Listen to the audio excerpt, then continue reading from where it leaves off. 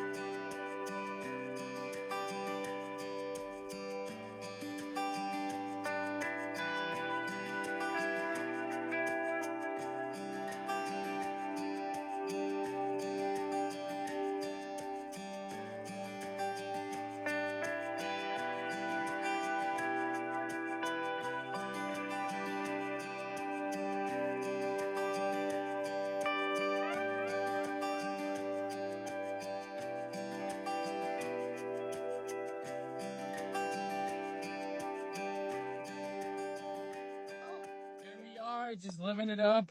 Say we're at 11, around 11 steps. 11 steps total. Slow start. What's that one called? Like, it says 101, so I don't know if it's what We're about to go climb an absolutely gnarly hill. Feeling good. Feeling empowered. Yeah. Take a look at the hills. Yeah. Boom. Yeah. We're gonna be up there. If anyone can tell us what plants these are. Yeah, if you know what plants these are, You think potatoes, zucchini, you be the judge.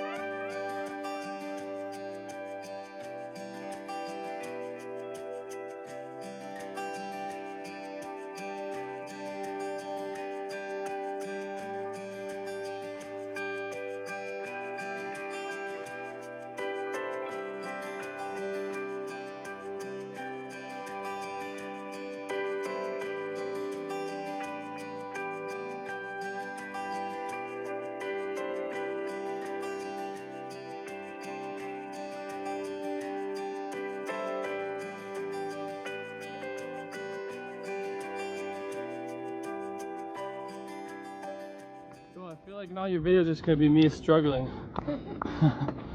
Well, right now it's gonna be messy.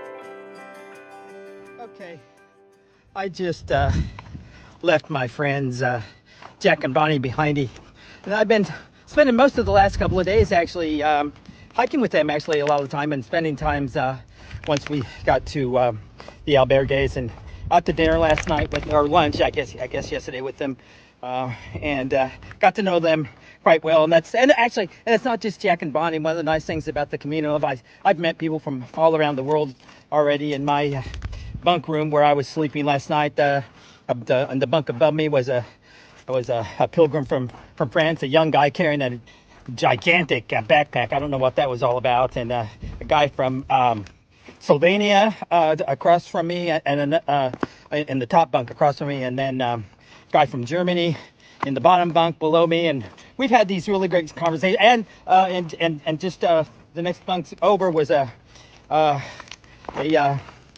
pilgrim. That's what they call the hikers here on the Camino, from Mexico. And so that's another really nice thing about the Camino, is just getting to meet all these people. Sometimes just, for short little talks, maybe a little coffee, and a night in the bunk, and then you never see them again. But then opportunities to spend time with people like Jack and Bonnie in multiple days, and actually walk with them on the trail and get to know them quite well. And in fact, since they're going to be moving to Austin, they're young people still in school. So they're going to be going to UT starting in the fall, and so we're going to hook up again sometime, probably in Dallas, or maybe I'll head down to Austin. We'll figure out what we're going to do. And so even though I've left them behind, and odds are I probably won't see them the rest of the Camino, but I think we've become such good friends that we'll meet up again in Texas. So the Camino is a great place to spend some alone time, to walk on the trail by yourself and do some reflection, but also spend some time to get to know some people, and maybe even make new lifelong friends. So yeah, you can actually bike the Camino as opposed to walking it. Some people will take their bicycles, but periodically throughout the route they separate the hikers from the bikers, I guess, especially when you're getting into a little more treacherous terrain like I happen to be on right now. The bikers would go take that route, which is a little more appropriate for a bike, whereas the hikers, a bicycle would really have a difficult time taking this hiking trail right here. So, but the signs are usually pretty well marked if you pay attention.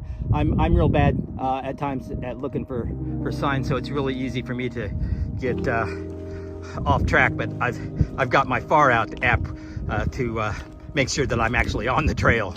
So, all right.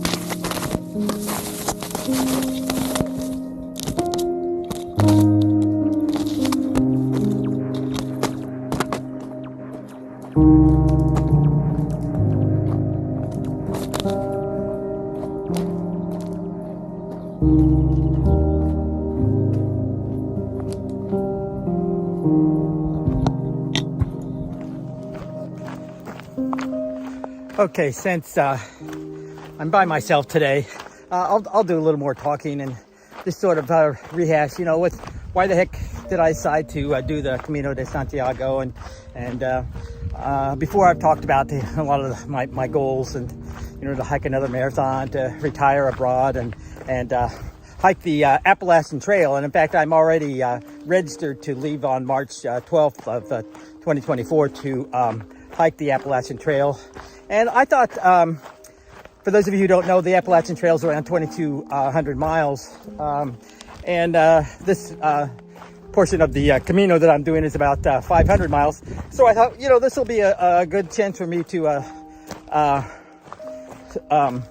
get some miles in. You know, this is I've done, as those of you that have followed my vlogs and things before know that I've done some hiking before. You know, Kilimanjaro and the Inca Trail and the W Trek in Patagonia and other little day hikes really all around the world. But they're you know, no more than a week and not that much mileage. So the Camino is going to actually do two things in terms of preparation for me. It's going to give me, you know, 500 miles of walking, something I've never done really before, as preparation for the 2,200 miles of the Appalachian Trail.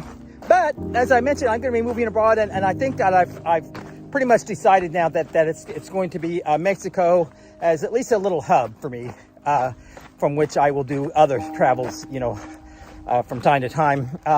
But my Spanish is pretty bad, and so being here in Spain, obviously, it has given me a chance to work on my Spanish. And my friend Jack, who you've met, Jack and Bonnie, already, he's a Spanish. Well, he grew up in Spain, I guess, as a child, and speaks fluent Spanish. And so he's been helping me and Bonnie both along with our Spanish as we've been hiking along. So.